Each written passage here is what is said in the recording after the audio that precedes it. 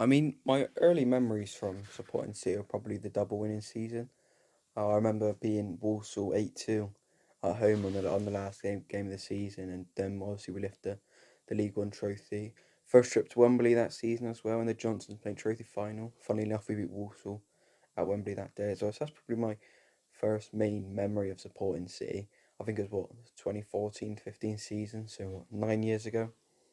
But I mean, obviously, I went to a few games before that, but that's the first sort of memory that really sticks out. And then since then, obviously, the cup run in 2017, we beat Man United and went to the Etihad and played Man City in the semi final of the Carabao Cup.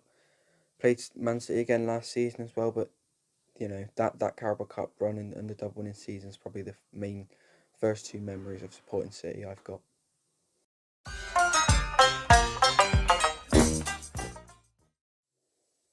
In terms of sort of players to look out for, I mean, we've lost probably our best player, Alex Scott, to Bournemouth. It seems Tommy Conway is probably one of our best youngsters at the moment.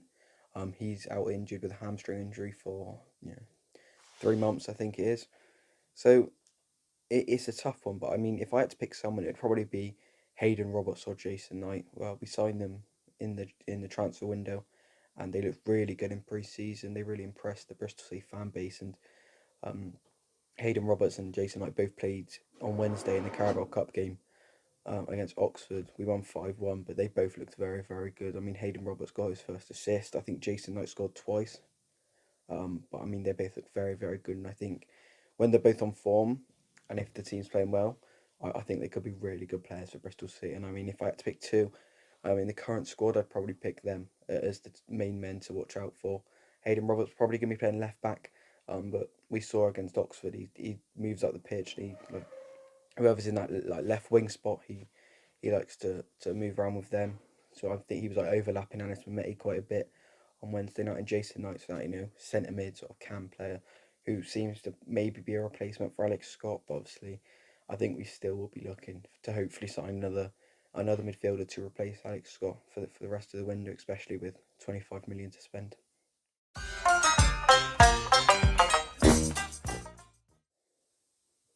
There's not many specific tactics I think City will try and implement on Saturday. Obviously, it's going to be a really hard place to go, the Den. A sold out Den. As you said to me earlier, it's going to be an emotional day for you guys. So it's going to be very tough heading there. I think what will be important is starting quick, hopefully getting an early goal. We've seen too many times last season where we went away from home, we conceded early, and that was pretty much the game done.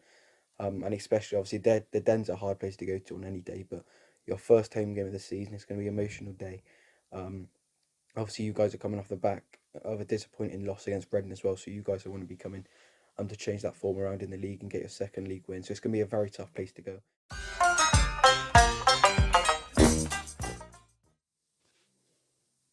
As for Millwall, I think it's going to be similar now. I'm a big fan of Zian Fleming. He obviously caused Bristol City some real problems last season, and I feel although we have strengthened in the back over the last few seasons, and we do look like a solid team defensively. I still think he could cause us some problems.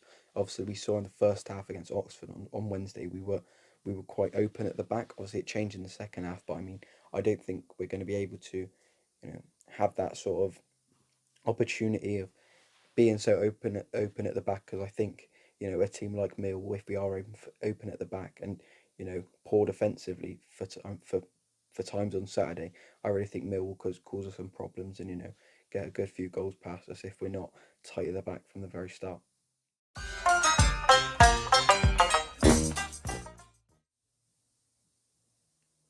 Personally, I think Bristol City will dominate in that sort of attacking midfield to the attack sort of area. I mean, with Jason Knight and then obviously the wingers, you probably have Sam Bell and Mehmeti. With obviously the likes of, as I said, Hayden Roberts overlapping, and the strikers, Harry Cornick or Andy Vyman, people like that. And I think it, missing Tommy Conway is going to be a huge miss, but I think we still have the quality in the attack to cause Millwall some problems on Saturday.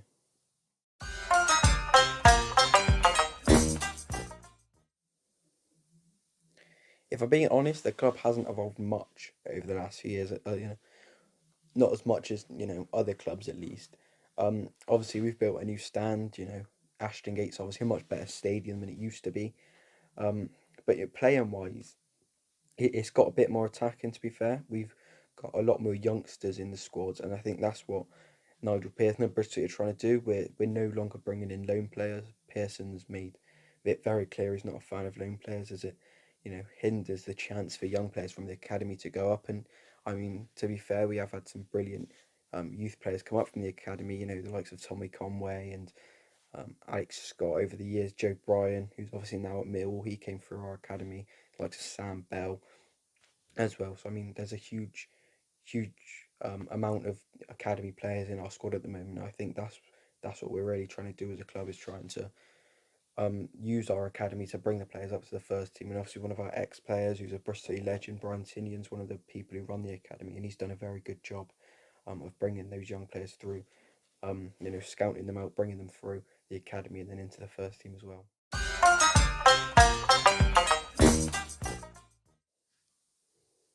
If I could swap one player for this match, it probably would be Zian Fleming. Obviously, with us missing Tommy Conway now, who's probably one of our biggest threats last season, alongside Alex Scott.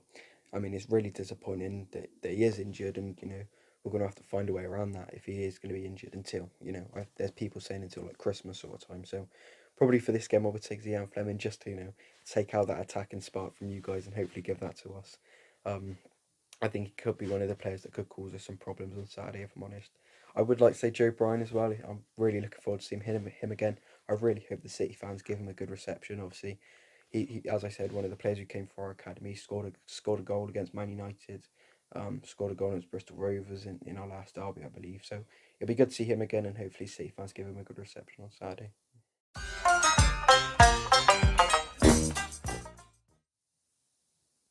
So my show's on YouTube. It's called Robinson Tour.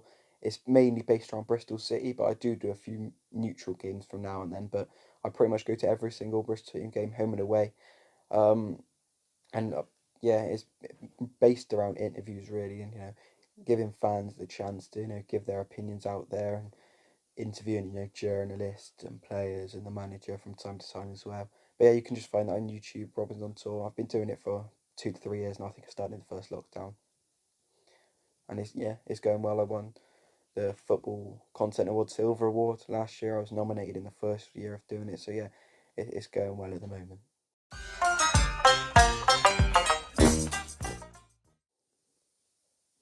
Final question then. One word for fans visiting Bristol City and Bristol as a city.